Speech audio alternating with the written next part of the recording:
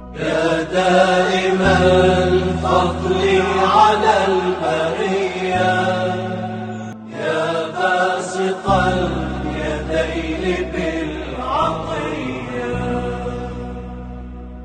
يا صاحب المواهب السنية صل على محمد وآله خير الورى سجيا. بسم الله الرحمن الرحيم. السلام عليكم ورحمة الله تعالى وبركاته.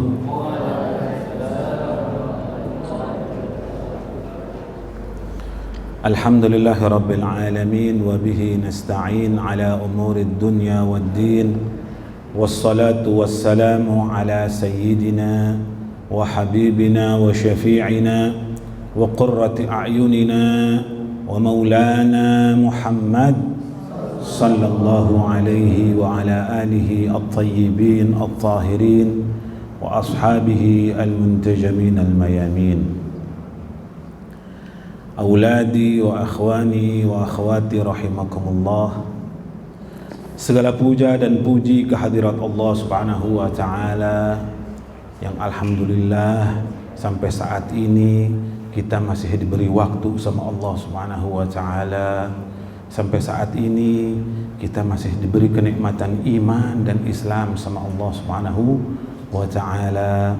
Dan tidak lupa pula, marilah kita sampaikan salawat salam kita kepada hamba Allah yang telah Allah isra'kan dan mi'rajkan pada bulan Rajab ini, yaitu Nabi besar Muhammad sallallahu alaihi wa alihi wasallam.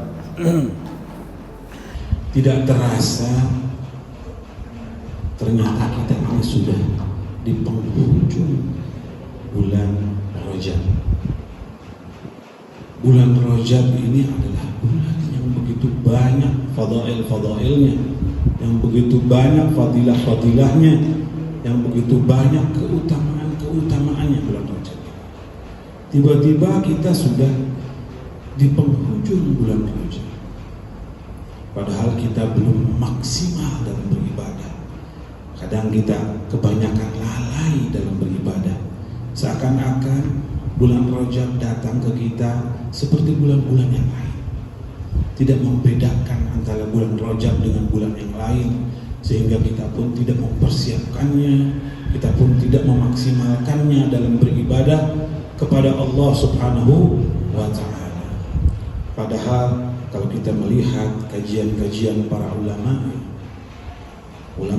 besar mengatakan bahwa bulan Rajab dan Sya'ban itu kalau dalam sholat seperti wudu'nya.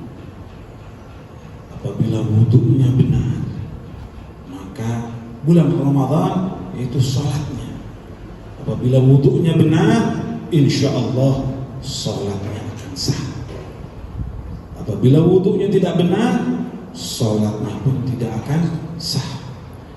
Apabila wudu'nya benar, rapi, khusyuk, serius, maka otomatis kita pun sholatnya akan rapi, serius, dan khusyuk, dan sudah barang tentu pasti bakal diijabah sama Allah Subhanahu wa ta'ala. Yang jadi kekhawatiran kita di bulan Rajab ini, kita melalaikan, kita menggampangkan, kita tidak memaksimalkan dalam beribadah kepada Allah Subhanahu wa ta'ala. Yang jadi kekhawatiran kita adalah khawatir nanti kita tidak dapat memakan jamuan-jamuan yang disiapkan oleh Allah Subhanahu wa ta'ala di bulan Ramadan. Jamuan-jamuan yang kita diundang sama Allah Subhanahu wa ta'ala di bulan Ramadan, sehingga kita tidak merasakan kenikmatan dalam beribadah kepada Allah Subhanahu wa ta'ala. Sehingga kita menganggap bahwa bulan Ramadan ini sebagai beban. Harus puasa, harus sholat malam, harus beribadah, sehingga kita merasakan bahwa bulan Ramadan ini adalah bulan yang sangat merugikan. Padahal na'udzubillah min dzalik. Beberapa ulama berharap andai kata bulan Ramadan itu 12 bulan, tentu saya akan memaksimalkannya. Bahkan kalau kita ke Timur Tengah ya, kita melihat di Timur Tengah para ulama itu menangis, para ajengan, para kiai di akhir bulan Rajab, di akhir bulan Sya'ban, dan apalagi di akhir bulan Ramadan, mereka menangis karena Allah sudah mengambil kembali hidangan-hidangan yang diberikan di bulan Ramadan, tapi kita tidak menyantapnya. Oleh karena itu, di bulan Rajab ini, walaupun di penghujung Rajab ini, kita harus memaksimalkan ibadah agar nanti kita merasakan kenikmatan dari beribadah kepada Allah Subhanahu wa ta'ala. Auladi rahimakumullah, di bulan Rajab ini banyak keutamaan. Dalam riwayat kitab Tabarani atau diriwayatkan oleh Al-Imam Tabarani disebutkan, barang siapa yang puasa satu hari di bulan Rajab, maka sama seperti puasa selama 1 tahun. 1 hari saja sama seperti puasa 1 tahun. Beliau melanjutkan, dan barang siapa yang berpuasa 7 hari di bulan Rajab, maka pintu-pintu api neraka bakal ditutup semuanya baginya, hanya karena puasa 7 hari. Dalam kitab yang lain, hadis-hadis sangat populer ya, mengatakan, barang siapa yang shoma yauman fi Rajab, barang siapa yang puasa 1 hari saja di bulan Rajab, dia pasti akan masuk ke dalam surganya Allah Subhanahu wa ta'ala. Yuk kita manfaatkan bulan Rajab ini. Yuk kita bedakan bulan Rajab ini. Kita maksimalkan bulan Rajab sampai bulan Sya'ban, dan kita puncaknya di bulan Ramadan, kita melebur dengan Tuhan kita, melebur dengan Allah Subhanahu wa ta'ala. Auladi rahimakumullah, Abu Nu'aim menceritakan bahwa Rasul sallallahu alaihi wa alihi wasallam apabila datang bulan Rajab, beliau selalu berdoa dengan doa, Allahumma barik lana fi Rajab wa Sya'ban wa ballighna Ramadan. Ya Allah, anugerahkanlah kepada kami keberkahan di bulan Rajab dan di bulan Sya'ban ini, dan panjangkanlah umur kami agar kami dapat menemui bulan Ramadan. Nabi Muhammad yang beliau betul-betul mengetahui ya'lamul ghaib, faham tentang ghaib. Salah satu syarat untuk beriman itu di surat Al-Baqarah di awal-awalnya, Alif Lam Mim, dzalikal kitabu la raiba fi hudan lil muttaqin. Siapa orang-orang muttaqin ini? Alladzina yu'minuna bil ghaib, yang mereka mempercayai tentang ghaib. Tentu Nabi Muhammad adalah pemimpinnya yang paling bertakwa kepada Allah Subhanahu wa ta'ala. Auladi rahimakumullah, yuk kita manfaatkan. Kalau andai kata kita tidak memaksimalkan di bulan Rajab dan bulan Sya'ban, otomatis kita akan lalai, kita akan menggampangkan, kita akan menganggap remeh di bulan Ramadan, wa na'udzubillah min dzalik. Auladi rahimakumullah, di bulan Rajab ini ada beberapa kejadian yang menggemparkan dunia. Di bulan Rajab ini ada banyak sekali kejadian yang membuat dunia tercengang karena kejadian-kejadian ini. Saya hanya ingin membawa 2 kejadian, karena dengan 2 kejadian ini menjadi kebahagiaan bagi kita, kebanggaan bagi kita apabila kita betul-betul mengetahui dan menikmatinya dan menganalisa, membacanya dan mempraktekkan dalam diri kita sehari-hari. Yang pertama yaitu tentang hamilnya Sayyidatuna Aminah binti Wahab. Aminah binti Wahab pertama kali hamil itu di bulan Rajab. Janin yang ada di dalam Aminah, yang ada di dalam Siti Aminah, janin Rasul sallallahu alaihi wasallam, itu mulai adanya di bulan Rajab, dan Nabi Muhammad dilahirkan di bulan Rabiul Awwal.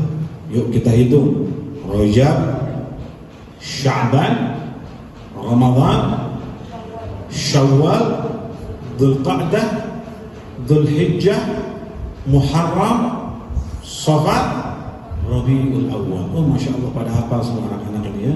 Allah yabarik fikum insyaallah, amin. Jadi di bulan Rajab ini janinnya Nabi Muhammad ada di dalam rahimnya Sayyidatuna Aminah binti Wahab, itu ada di bulan Rajab dan lahir di bulan Rabiul Awwal. Kita harus bangga, kita harus bergembira, kita harus bahagia. Karena apa? Karena tanpa ada Nabi Muhammad tidak terbayangkan kehidupan kita bagaimana. Tanpa ada petunjuk yang diberi mandat sama Allah Subhanahu wa taala, mungkin kita sudah seperti binatang. Dan otomatis tanpa ada Nabi Muhammad mungkin kita akan masuk neraka, karena kita tidak mengetahui mana yang benar dan mana yang salah, mana yang hitam dan mana yang putih. Mungkin bisa secara zahir saja, secara batin, secara kajian ilmiah, mungkin empiris mungkin bisa dinilai, tapi secara batin, secara gaib kita tidak mungkin percaya. Dengan ada Nabi Muhammad dengan perilaku yang sangat berakhlak baik, berkarakter tinggi dan mempesona sekali, sehingga sebelum beliau menjadi Nabi pun mendapatkan gelar paling jujurnya orang di kota Mekah, Al-Amin, orang paling jujur di kota Makkah Al-Mukarramah. Auladi rahimakumullah. Kejadian yang kedua adalah tentang diisrakan dan dimi'rajkan Nabi Muhammad sallallahu alaihi wasallam. Ada riwayat menyebutkan tanggal 27 Rajab.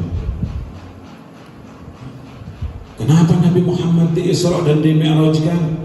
Tahun kemarin kita sudah bahas.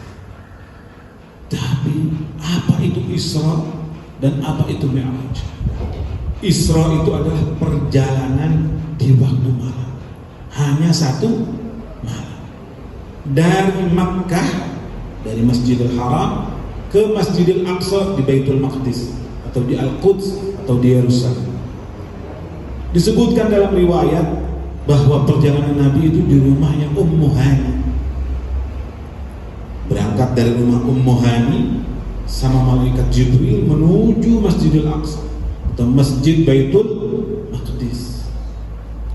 Dari sana baru Nabi Muhammad dimi'rajkan sama Allah Subhanahu wa taala ke Sidratul Muntaha, ke melebihi dari langit ketujuh. Itu yang disebut dengan Mi'raj. Orang-orang orientalis mengatakan bahwa Nabi Muhammad ketika diisra dan dimi'rajkan itu Nabi Muhammad dalam keadaan tidur. Ini tidak dapat diterima.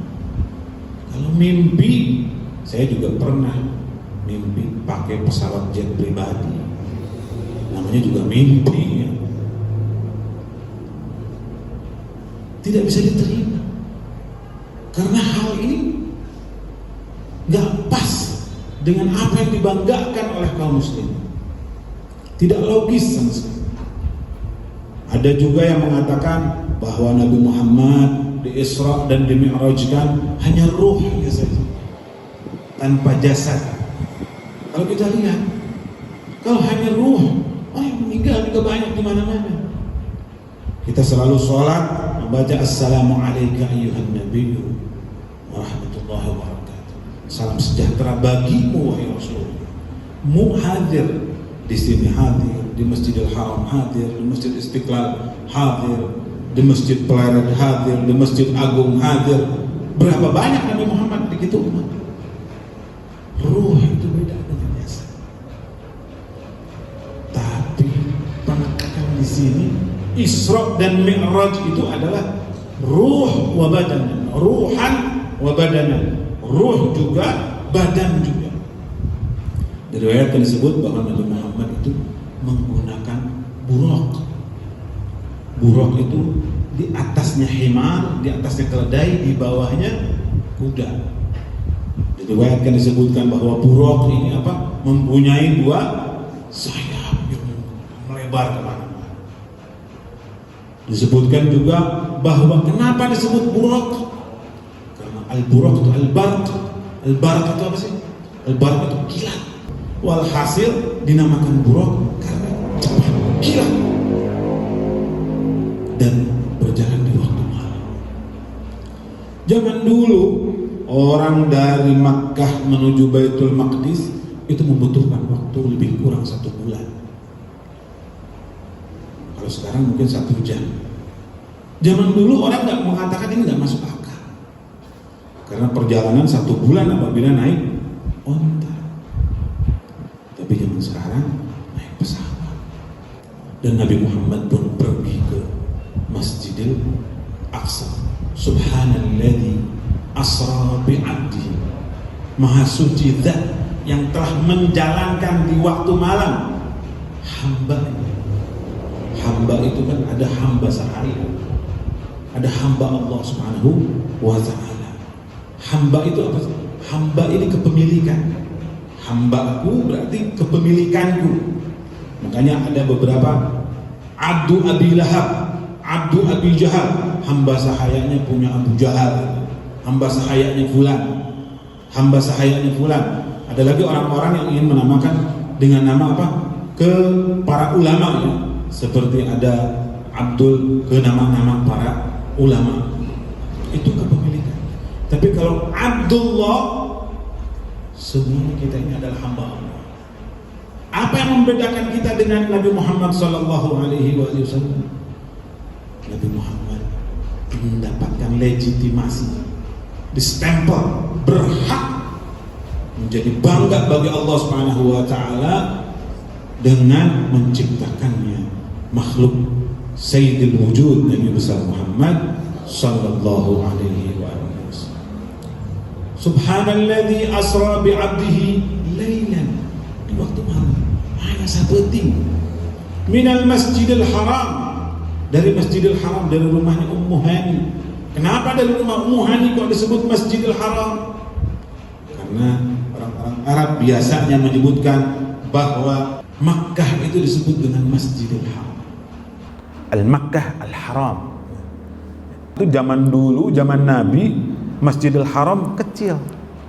Kalau sekarang sudah kurang lebih 3 kilo ya lebarnya ya. Besar sekarang Masjidil Haram. Dulu rumah Nabi di luar Masjidil Haram. Sekarang sudah masuk ke dalam Masjidil Haram, dibuat masjid. Jadi para ulama menyepakati bahwa Makkah itu adalah Masjidil Haram. Sebagian para ulama ya. Minal Masjidil Haram ilal Masjidil Aqsa. Kepada Masjid Al-Aqsa. Aqsa itu apa artinya? Yang jauh. Baitul Maqdis di Palestina. Orang kalau mau ke Masjidil Haram dulu, ke Masjidil Aqsa dulu jauh. Sebulan lama waktunya. Makanya disebut masjid yang jauh. Kenapa disebutkan Masjidil Aqsa di sini? Karena dulu kiblatnya kaum muslimin itu semuanya ke Masjidil Aqsa, ke Baitul Maqdis. Dulu kiblatnya kaum muslimin ke Palestina. Sebelum pindah ke mana? Sebelum pindah ke kota Makkah atau ke Ka'bah. Tapi sangat disayangkan sekarang Masjidil Aqsa sering tampil di kita ya. Berbeda dengan Masjidil Haram atau masjid yang ada di Makkah. Masjidil Aqsa tampil di layar-layar TV kita, di smartphone kita. Yang ditampilkan apa? Kekejian-kekejian musuh Allah. Tidak tanggung-tanggung tentara-tentara Zionis, tentara-tentara Israel, tentara-tentara Yahudi membunuh satu demi satu orang-orang tua, anak-anak muda, anak-anak kecil dibunuh sama tentara Zionis. Karena dan ada beberapa syarat, saya punya teman di sana untuk masuk ke Masjidil Aqsa itu katanya umurnya kudu 50 tahun baru diperbolehkan. Banyak persyaratan-persyaratan yang ngawur yang dibuat oleh Zionis Israel. Sementara kita kaum muslimin satu sama lain saling pusuh-pusuhan, satu sama lain saling benci-membencian, satu sama lain saling tidak akur. Apalagi dengan adanya nih ya, partai A dengan partai B tidak akur, organisasi A dengan organisasi B tidak akur, tetangga dengan tetangga tidak akur. Sehingga enak banget ini orang-orang Israel, orang-orang Zionis membunuh, menembak, bahkan tidak segan-segan memperkosa para wanita-wanita kaum muslimin. Belum lama ini Bin Gvir itu adalah menteri dalam negeri Israel. Dia berencana ingin menghancurkan Masjidil Aqsa dengan alasan adanya Haikal Sulaiman di situ. Dia datang dengan rombongan di demo sama orang-orang Palestina. Ternyata kaum musliminnya, khususnya orang-orang Arab, malah menyalahkan orang-orang Palestina. Udahlah pindah aja katanya, kasihin aja ke orang-orang Yahudi, udah lebih tenang dan lain sebagainya. Bukannya berterima kasih karena sudah mewakili kita sebagai kaum muslimin, mereka berjuang mati-matian ya. Bukannya kita backup, kita dukung, kita doakan, malah disuruh mundur, malah disuruh mempersilahkan orang-orang Zionis untuk menginjak-injak martabat atau kota suci, masjid suci kaum muslimin. Auladi rahimakumullah, alladzi barakna haulahu. Nah ini Masjidil Aqsa itu diberkahi sama Allah Subhanahu wa taala. Karena dekat Masjidil Aqsa itu banyak para nabi dikubur di situ. Ada Nabi Yakub kubur di situ. Ada Nabi Yusuf, sering kita baca sejarahnya dalam Al-Qur'an. Ada keluarga Imran dikubur di situ. Malah ada yang bilang Nabi Allah Ibrahim juga di Hebron ya, kubur di situ. Diberkahi. Apa berkah di sini maksudnya? Berkah bimakna bukan hanya zahir, tapi berkah bimakna batin juga. Alladzi barakna haulahu linuriyahu min ayatina. Setelah dari Masjidil Aqsa, Nabi Muhammad diajak sama Jibril dan menunggangi burak menuju ke Sidratul Muntaha. Untuk apa? Kami akan perlihatkan tentang kebesaran-kebesaran kami. Nabi Muhammad jalan-jalan bersama. Setiap ketemu malaikat semuanya tersenyum, kecuali ada satu malaikat yang tidak mau tersenyum, yaitu malaikat penjaga api neraka. Dan Nabi Muhammad berjalan-jalan terus sampai ingin melihat apa saja yang telah dilakukan oleh para malaikat, apa saja tugas-tugas malaikat. Bahkan Nabi Muhammad ingin melihat surga bagaimana dan neraka bagaimana, ingin menengok. Ternyata begitu dibuka di neraka ya, diperlihatkan sedikit kepada Nabi Muhammad sallallahu alaihi wasallam. Nabi Muhammad menangis. Dalam riwayat disebutkan, dan Nabi Muhammad tidak pernah tertawa lagi karena setelah melihat api neraka. Saking kejamnya. Di antaranya apa? Banyak orang yang kakinya dan tangannya buntung-buntung, tidak bisa berjalan dan tersiksa dengan parah, berdarah-darah. Ditanya sama Nabi Muhammad, kenapa mereka ini? Karena mereka selalu mengganggu tetangganya, karena mereka selalu tidak menghargai tetangganya, menghargai teman-temannya dan lain sebagainya. Ada lagi orang-orang yang melihat lidahnya. Ini yang sangat dikhawatirkan ya. Lidahnya, jadi dia ngeliat lidah terus, panjang lidahnya, mengerikan. Ditanya sama Nabi Muhammad, Jibril, kenapa mereka ini? Mereka ini sering berbicara benar tapi tidak mengamalkannya. Sering dakwah di mana-mana tapi tidak mempraktekkan bagi dirinya. lima taquluna ma la taf'alun. Kalian berbicara tapi kalian sendiri tidak mempraktekannya. Ini yang sangat mengkhawatirkan, khususnya bagi saya pribadi. Sangat mengkhawatirkan.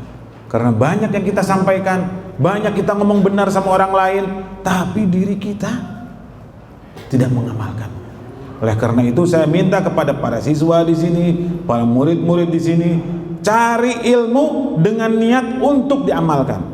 Yang kira-kira bakal tidak akan diamalkan, jangan dicari ilmu itu. Belajar bahasa Arab, biar bisa bahasa Arab, biar paham bahasa Arab, sehingga ibadah kepada Allah Subhanahu wa taala, sholat, baca Al-Qur'an dan lain sebagainya jadi enak, paham betul. Belajar bahasa Inggris supaya bermanfaat nanti urusan global ini. Apalagi Indonesia sudah masuk ke G20, sudah globalisasi dan lain sebagainya. Ekonomi kita sudah naik tingkat, kita harus mempersiapkan diri kita. Belajar pelajaran-pelajaran yang lain, IT dan lain sebagainya, IPA, IPS, kita pelajari semuanya. Sekarang itu hampir semua negara, khususnya negara-negara maju, sudah mempersiapkan untuk membuat nuklir. Ada yang nuklir untuk perdamaian, ada juga nuklir yang untuk peperangan. Ala kulli hal. Ada yang menarik ketika Nabi Muhammad sallallahu alaihi wasallam berjalan-jalan dengan malaikat Jibril, beliau bertemu dengan satu malaikat. Ini terlepas hadis ini sahih atau dhaif, hadis ini benar atau lemah, ya. Tapi ini untuk fadailul a'mal. Nabi Muhammad menemukan satu malaikat, bertemu dengan satu malaikat dengan mempunyai ribuan tangan. Ada yang bilang 1000 tangan. Dari setiap 1000 tangan atau ribuan tangan ada ribuan jari-jari. Dari setiap ribuan jari-jari ada ribuan lagi anak jari-jari atau 1000 anak jari-jari. Malaikat ini berkata, "Ya Rasulullah, aku mampu menghitung setiap dedaunan yang jatuh ke bumi. Daun apapun juga yang jatuh ke bumi, aku mampu menghitung. Ya Rasulullah, aku juga mampu menghitung setiap tetesan air hujan yang turun ke bumi. Tapi aku, ya Rasulullah, aku tidak mampu menghitung siapa saja yang membacakan pahalanya, siapa saja yang membacakan salawat kepadamu, ya Rasulullah. Tidak mampu menghitung." Tabarrukan dengan hadis ini, mari kita sama-sama membaca salawat kepada Nabi Muhammad sallallahu alaihi wasallam. Salatullah salamullahi ala Rasulillahi, salatullah salamullahi ala Yasin Habibillahi tawassalna bismillah wa bil hadi Rasulillah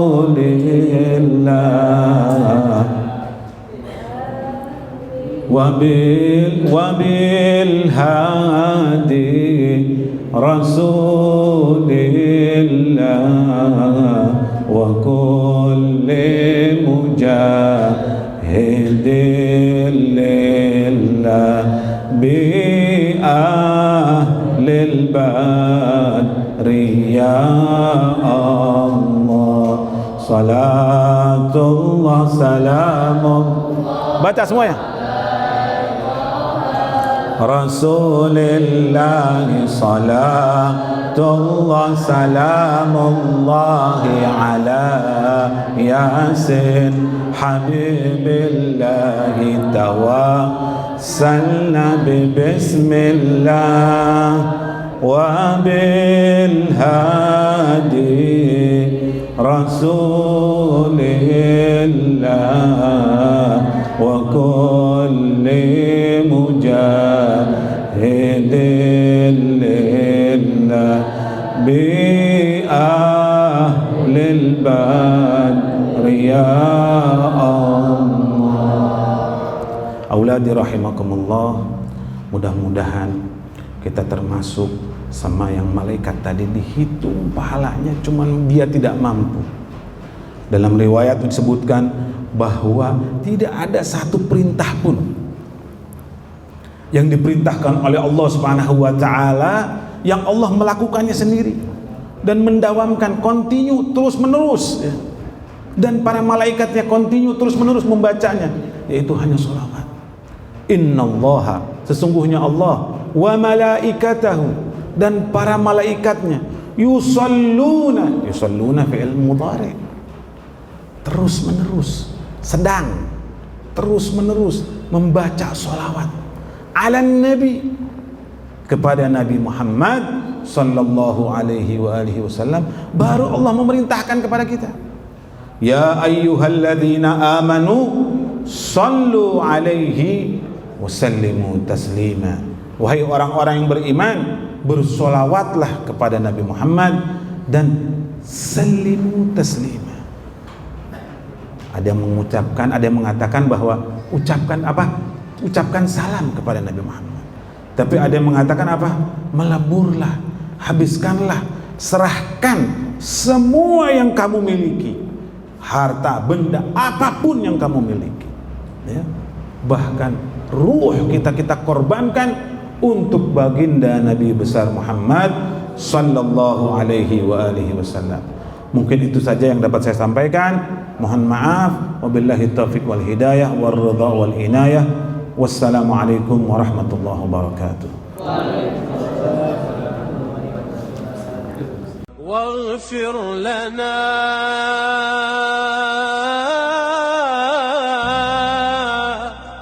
واغفر لنا